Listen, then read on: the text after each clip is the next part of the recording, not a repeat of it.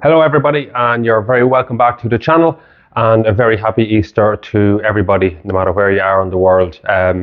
Everybody loves enjoying Easter and Easter eggs and chocolate and all that goes along with it. Not forgetting the religious element to it either. Happy Easter, nice long weekend for everybody. In today's video we are dealing with a very rare beast. There would have been quite a few of them around the UK, I suppose, back in the 70s, the 80s, 90s. There's still a few of them around, probably with collectors more so than anything now at this stage. I'm sure there's still a few of them in use. The great Muir-Hill tractors. Now, there was one in our parish at home for a long, long time. I'm not sure whether the farmers that had it still have it or not, but it was there for a long time, and I used to see it regularly, passing up and down past the house and stuff. Another tractor with a very, very distinctive look and a very distinctive sound to it. From all accounts, very, very strong, reliable, grippy, grunty tractor that, was so typical of 1980s, 1970s and 1980s machines. So today we are talking about Muir-Hill, and we're going to talk about the company itself to start with, just a little bit of background history on the company, what they were famous for, where they came from, and then we'll get into the tractor. Now, this is a two-part, so we're doing part one and part two. So part one will deal with the first of the history of the company, the first tractor that they produced, talking through its development. Part two then will deal with stuff through the 1980s and into the demise of the company. Now, I have the script, I have everything ready for part two as well, so it will be out very, very soon. It will be out, I think, probably this day 2 weeks. That's the plan anyway, to have it out pretty soon. Now, I am going to the UK. I'm going to England in 3 weeks' time for 4 nights, staying over, in a holiday park outside Bury St Edmunds. Looking forward to seeing a little bit of the English countryside. Hopefully there'll be a bit of action going on with machinery and stuff around the area. I know that Bury St Edmunds area is a big tillage area, so I'm looking forward to getting out and about and seeing what's around in the English countryside. Always a great place to be, especially in the springtime. So Muir-Hill. We'll just talk about it from the start. So Muir-Hill Engineers Limited was a general engineering company based in Old Trafford, Manchester, England. It was established in the early 1920s by Mr. Muir and Mr. Hill, and it was specialised in products to expand the use of Fordson tractors. So that's why it was set up, which in the pre-war days included sprung road wheels, bucket loaders, simple rail locomotives, and in particular in the 1930s they developed a dumper truck. Later on they went on to build high horsepower tractor conversion units. So the company history then, so Muir-Hill Engineers Limited and Muir-Hill Service Equipment Company Limited both appeared in the 1920s, the latter being announced in 1921 and appointed as sole distributor for Great Britain and Ireland for Dearborn and Hinckley Myers service equipment, Whitehead and Kale rubber tread wheels for Fordson tractors, and Meccan steel tipping bodies and gears. So both Muir-Hill Engineers Limited and Muir-Hill Service Equipment Limited appeared in patents in 1924, along with Walter Llewellyn Hill as co-author, suggesting that the two companies ran side by side. The businesses may have started as resellers of service equipment and then formed into an engineering company to manufacture their own accessories, as you might say, for the Fordson tractors. So that was from 1922 onwards. Their location is given as Ashburton Road, Trafford Park, Manchester, so not far at all from the Old Trafford football grounds. So in 1931, Edward Boydell took over the company and it was renamed E. Boydell and Company Limited, though the Muir-Hill trademark continued to be used for the products. In 1959, Boydell and Company came under the ownership of Wingett Limited of Kent, but otherwise continued unchanged. Edward Boydell died in 1962, and in 1962 the factory was moved from Manchester to Gloucestershire, and in 1968 Wingett Limited was acquired by Babcock and Wilcox Limited, and E. Boydell Company was renamed as the Muir-Hill Limited. So again, as we see, as was with a lot of companies throughout that period in the 60s and 70s and into the 80s, a lot of chopping and changing, a lot of buyouts, a lot of mergers, and this company is absolutely no different. In 1982, Babcock sold its construction engineering division, including Muir-Hill, to the German IBH Group, a subsidiary of Wilbau AG. However, IBH went into receivership in November 1983, and Sanderson, the forklift company limited, bought Wingett's and Muir-Hill from the receiver in June 1984, but they too went into receivership in November 1990. The Muir-Hill business was subsequently acquired by Aveling Barford at Grantham, and Aveling later sold the Muir-Hill division off to Lloyd Loaders Limited of Hipperholm Limited near Halifax in Yorkshire. The company Lloyd Loaders MH Limited was started in the 1980s, specialised in rebuilding, reconditioning, repairing all types of heavy-duty construction machinery, specialising in many British brands as well as other makes on a large site at Hipperholm, run by a team of former original employees from the famous David Brown Tractors Limited, who will also, restore, sell, trade and handle any construction machinery maintenance for the new owners. We take a look at some of the products, just very briefly, some of the products that Muir-Hill were involved in. So you had your rail locomotive, shunters, loaders and shovel, dumpers, dumper trucks, and of course the large horsepower tractors that we're going to be taking a very close look at here today. So the idea of a large four-wheel drive tractor using a centre drive prop shaft with a high ground clearance was originated by Chase-side engineer David Brown. Now, this is not David Brown of David Brown Company, but this particular David Brown engineer who wished to produce a machine that could be used for agricultural tasks while also at the same time be strong enough for forestry and sugarcane work. So a big tractor with high clearance, equal size wheels. So the result of this, research and development design was the Northrop 5004, which was based on the Ford 5000 tractor and produced by Chase-side using the Northrop name. Now, this particular engineer, David Brown, I've done a lot of research as much as I can, but I would like, if anybody knows, anybody who's more who's clued in on the company, or David Brown, the engineer himself, is this the same David Brown that designed the JCB Fast Track? Because I know obviously in the 1980s when the JCB Fast Track was being developed, and the chief engineer was a man also called David Brown. So I'm sure there are a lot of David Browns in the UK, but it would be a popular name. But it is just a little bit of a coincidence. So if anybody can shed some light on that for me, is it the same guy? Because when you look at the two tractors, although they're different tractors, they've got equal size wheels, and the general idea around them is very, very similar. One is 20 years before the other, but I'd love to know, is it the same engineer? So if anyone knows, please give us a shout out in the comments. So yeah, however, Mr. Brown, the engineer, left the firm not long after the prototype testing of the new machine began in 1965, and he actually went to join Muir-Hill. So this firm based in Gloucestershire specialised in the manufacture of industrial and construction machinery and had majored on dump trucks and loading shovels. It also had a long history of using Ford tractors as skid units for its machines. At that stage, though, the company hadn't had much contact with agricultural machinery, with the exception of the Fordson Model N, the power-based cart dumper. Nevertheless, Muir-Hill management obviously saw the appeal of a six-cylinder tractor that had all the benefits of four-cylinder Northrop with more power output. It also recognised that such a machine could be used effectively for industrial tasks as well as in agriculture. So the green light was given for design work to begin in 1966, 67, around that time, and the Muir-Hill 101 was launched.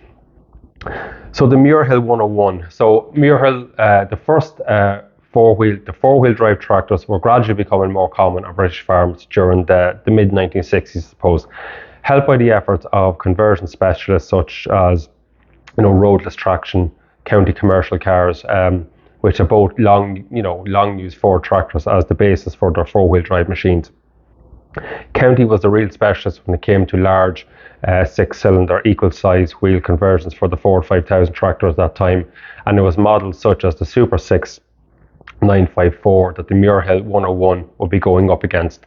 This was the tractor that used the Ford 5000 Tinwork, albeit modified to house a 95 horsepower Ford 2703E six-cylinder engine and the same equal-size wheel design of earlier county machines. It also utilised twin prop shaft drive to the front axle and featured the same low build that gave the county tractors a very low centre of gravity, making them very stable on steep gradients. Roadless at this point, although offering a six-cylinder machine based on the 5000, concentrated on smaller sized front wheels with a single prop shaft drive, which kept its tractors looking more similar to the original Ford 5000 on which they were based. So when Muir-Hill launched the 101 in November 1966, however, this new machine looked very different to the four-wheel drive tractors. Despite still being based on the Ford 5000, the 101 had almost completely new tinwork instead of the Ford-derived bonnet, and was painted bright yellow in keeping with the rest of the Muir-Hill, the industrial line of equipment. In addition to the striking colour, the Muir-Hill 101 also stood very tall with a much greater ground clearance under its belly. The centerline prop shaft being positioned safely out of harm's way, well within the chassis itself. The front axle was a clever design that allowed for a pretty tight turning circle for a tractor of such size, and much tighter than the county machines. The difference being so apparent it seemed that the county needed half a field to turn around in comparison to the 101. So under the skin of the new 101 was very similar to the Northrop, except for the six-cylinder engine, which Northrop then had also adopted the following year. For the 101, Muir-Hill chose the six-cylinder Ford 2704E engine, which was more powerful unit than using the county 954, producing 108 horsepower. So the Ford Motor Company did very well, done great business at this time, not only selling its tractor skid units to converters and machine manufacturers, but also with its extensive range of industrial engines that were used in an untold number of machines and applications. The Ford content on the 101 also included the standard 5000 dashboard, the steering wheel, while the 5000 gearbox was also utilised, with the 8 speeds giving a good range for most tasks.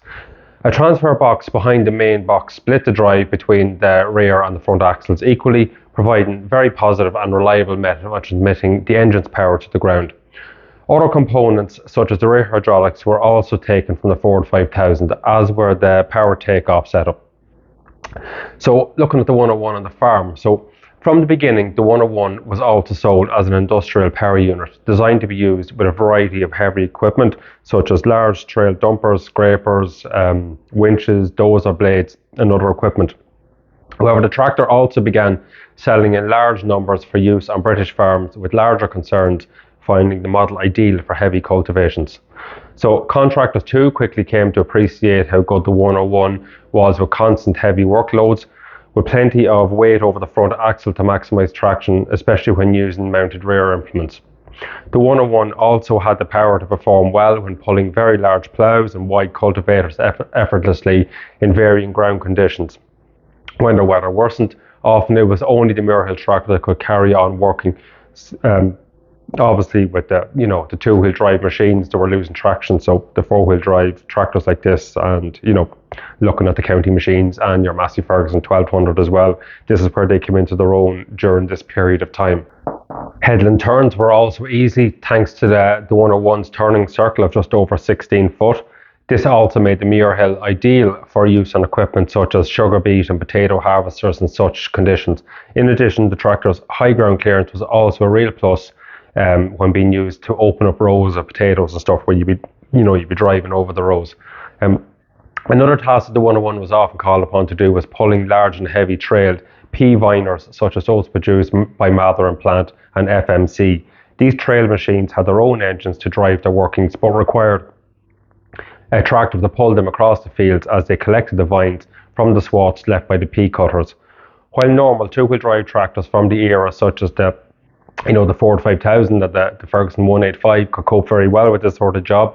When the ground was dry, it was different when it was wet. Under these conditions, it was the 101 that really came into its own. And what's more, as the tractor that was pulling the viner had to straddle the swaths of cut peas, the Muir-Hill's extra ground clearance was also a great benefit.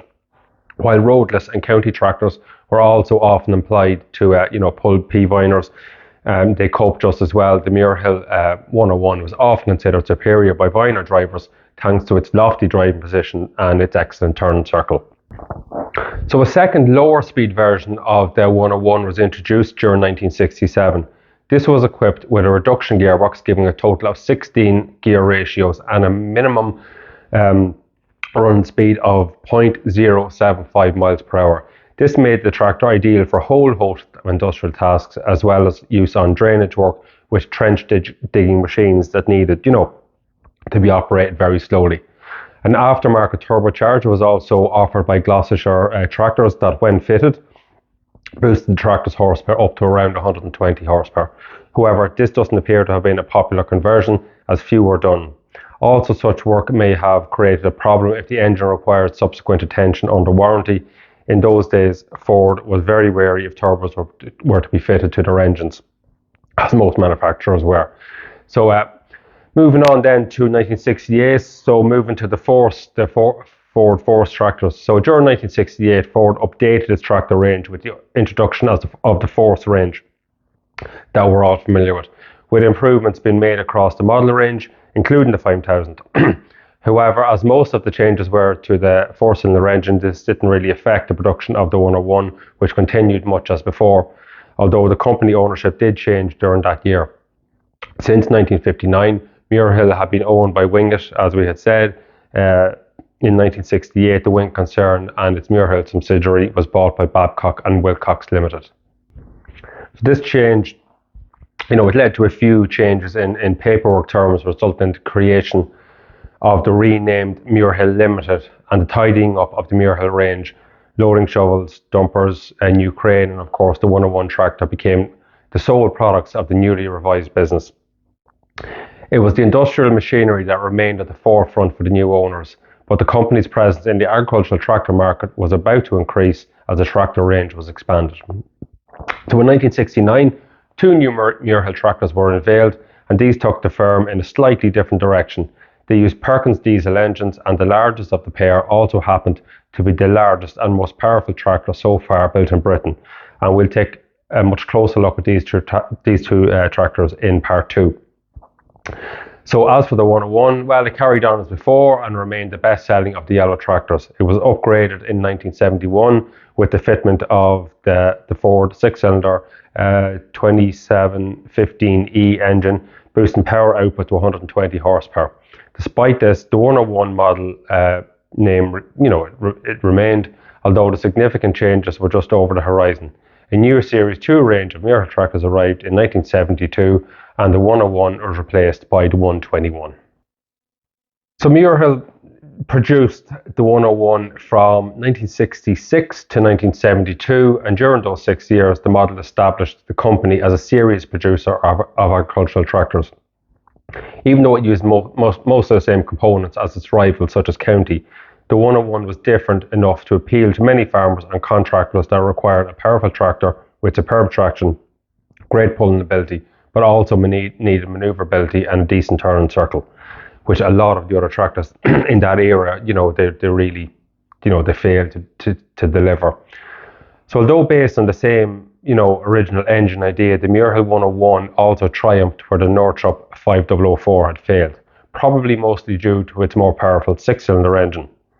Northrop tried for too long to retain the original Ford 5000 4-cylinder engine, and when it finally produced a 6-cylinder, so that was the Northrop 5006, it was a case of too little too late. The fact that it was rated at less than 100 horsepower compared with the 101's 108 can't have helped, although as things turned out, only one 5006 was ever sold before the production ceased. Therefore, nobody can really say for sure whether or not the Northrop 5006 would have been capable of challenging the 101. So thanks to its success, though, the 101 saw Muir-Hill successfully move into producing a range of tractor models for both agriculture and industrial use. And in part 2, I'll be examining, the next line of these, fantastic, interesting machines. So the 110 and the 161. So looking at the history of it, an interesting history. It was probably out there on its own in regards what County and Roadless were offering. It had more manoeuvrability, it had greater ground clearance. I think from speaking to some people, mechanically it was probably a little bit simpler. But yeah, highly reliable tractors, no electronics on them, very little went wrong. They weren't designed to go on the road. They didn't give brake trouble or much that I'm aware of anyway. Yeah, fantastic machine, very iconic. Um, you'd know one a mile away if you saw one, and you'd know one if you heard one as well.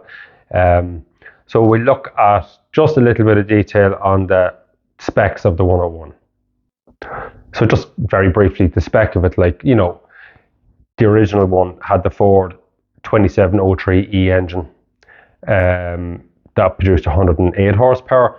And then from 1971 onwards, you had the 2715E engine that produced 120 horsepower. They're both six-cylinder engines. Transmission was 8x2, and from 1967, the reduction box was added in, which gave it obviously a 16 forward speed, and it weighed in somewhere in around the 4.5 ton mark. So look, that's it. That's the history. That's the start. The next part will be up in 2 weeks, if not 3. Definitely no more than 3. I might have it up the weekend that I'm away in the UK. But yeah, look, I hope you enjoyed it. If you've got history with the tractor, if you know about Muir-Hill, as I always say, if you worked for them, if you worked with them, if you worked on them, if you worked under them, share your experiences, please. I'd love to hear from you. What they were good for, what they were used for, and any issues that might have arose with them.